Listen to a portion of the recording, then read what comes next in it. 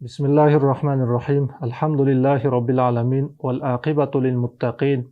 Wassalatu wassalamu ala nabiyyina Muhammad wa ala alihi wa ashabihi ajma'in. Assalamu alaikum, musulman bir туғандар. Бізге истихара намазы жөнүндө суроо келген экен. Ошол истихара намазы жөнүндө бир аз токтолуп сиздер менен бөлүшүп кетүүнү туура көрүп жатабыз. Истихара намазы дегени бул Алла Субханала Тааладан туура тандоого жардам суроо. Алла Субханала Тааладан ошол ишти туура тандоого жардам сурап окулуучу намаз болуп эсептелинет.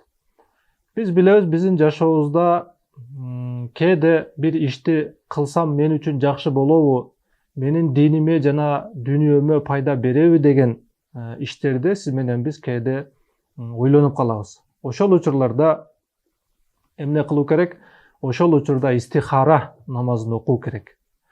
Ошол истихарада Алла Субханала Тааладан ошол ишти кылсам менин дүйнөмө жана акыретиме пайда береби Алла? Эгерде пайда бере турган болсо мага жардам бергин деген максатта окулуучу намаз болуп эсептелинет. Буга мисал катары кээде дүйнөлүк иштерди кылайын. Эгер ушул ишти, ушул бизнести деп айтайлы, ушул ишти кылсам менин дүйнөмө пайда береби?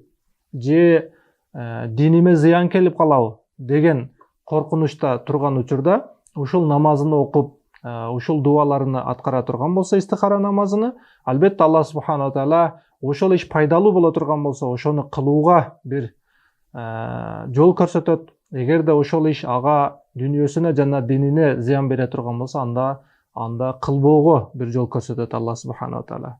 Дагы бир мисал айта кетсек, мисалы жаш жигит үйлөнөйүн деп бир кыз, аял издеп жүргөн болсо, ошол бир кызды көрсөтүп, ушуга үйлөнсөң болот десе, ал түн ичинде истихара намазы окуп, Алладан туура тандоого жардам сурай турган болсо, Алла Субханала Таала албетте ага туура жол көрсөтөт. Албетте истихара намазыны окугандан кийин кандай жолдор менен ага билинет деген суроо болушу мүмкүн. Ага уламаларыбыз айтат, биринчи түрү ал түшүнө кирет. Ал ошол түшүндө болот же болбойт деп Алла Субханала Таала көрсөтөт. Же болбосо уламаларыбыз айтат, эң туура жолу бул жүрөккө туура ой берет дейт. Эртеси сиз туруу менен ошол истихара намаздан кийин ошол ишке же жүрөгүңүз оң жагына же болбосо сол жагына ооп, ошону кылганга же кылбаганга бир жол көрсөтүп коет Алла Субханала Таала деп айтат.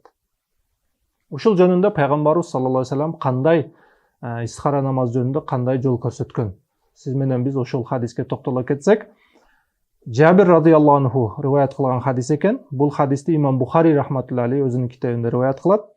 Жабир радыйаллаху анху айтат, пайгамбарыбыз саллаллаху алейхи вассалам юаллимуна ал-истихарата фил умури куллиха кас-сура минал Кур'ан. Кур'андагы бир сүрөнү үйрөткөн сыяктуу дейт. Пайгамбарыбыз саллаллаху алейхи вассалам сиз менен бизге дейт истихара намазыны үйрөтөт эле дейт.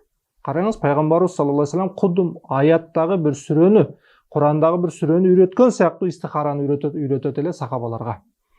Демек, истихара биздин жашообузга ушунчалык керектүү амал.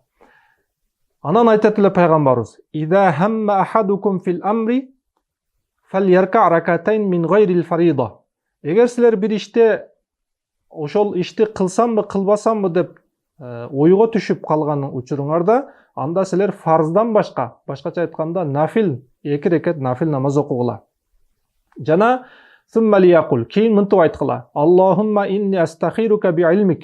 Я Аллахым, сенин илимиң менен сенден жардам сураймын. Ва астaqdiruka би кудратик, сенин кудретиң менен мени ошол ишке кадыр кылгын. Ва ас'алука мин фазликал азим, улуу фазилетиң менен мен сенден жардам сураймын. Сенден суранамын. Фа иннака тaqdiru ва ла aqdiru. Мен ошол ишти кылууга кадыр эмесмин, сен гана кадырсың. Ва та'ламу ва ла a'lamu. Мен билбеймин, сен гана билүүчүсүң. Ва анта алламул гуюб. Сен гайыптарды билүүчү затсың. Фaqdurhu li ва yassirhu li. Ошол ишти мага кылдырткын, жана мага жеңил кылгын. Сумма барик ли фи, кийин ошол ишке мага береке бергин. Ва ин кунта та'ламу анна хадал амра шаррун ли. Эгер сен билүүчүсүң, я Алла, ошол иш мага жамандык алып келе турган болсо, менин фи дини ва мааши, диниме жана жашоома, ва акибат амри, жана ошол иштин акыбети, жаман боло турган болсо, анда менден ошол ишти эмне кылгын, сактагын. Факдуру лил хайра хайсу кан. Мага кайсынысы жакшы болсо ошону бергин.